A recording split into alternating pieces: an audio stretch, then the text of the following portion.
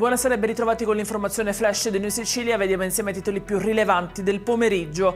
In apertura l'omicidio a Palermo di Stefano Gaglio, il 39enne freddato con 4 colpi di pistola davanti alla farmacia in cui lavorava da anni come magazziniere.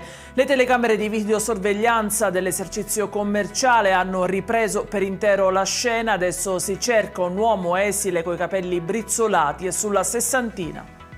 La Procura della Repubblica di Potenza ha notificato l'avviso di conclusione delle indagini a 4 ex tesserati del Potenza Calcio e a 2 tifosi lucani per la rissa avvenuta nella notte tra il 19 e il 20 maggio 2024 all'esterno di un locale del capoluogo.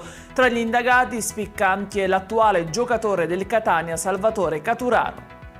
A Mascali, nel Catanese, poco prima delle 13, un uomo di 41 anni è stato investito da un'auto lungo viale Immacolata. L'impatto molto violento ha richiesto l'intervento dei sanitari del 118 e il trasferimento dell'uomo nell'isoccorso a Cannizzaro.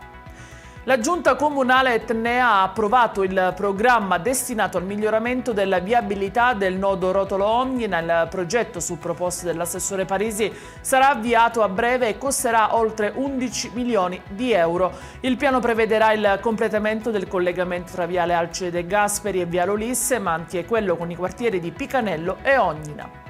In chiusura il meteo, con il sole e il caldo ancora protagonisti dell'isola. Per domani la Protezione Civile regionale ha diramato un'allerta arancione per rischio incendi, punte di 31 gradi a Caltanissetta e Siracusa.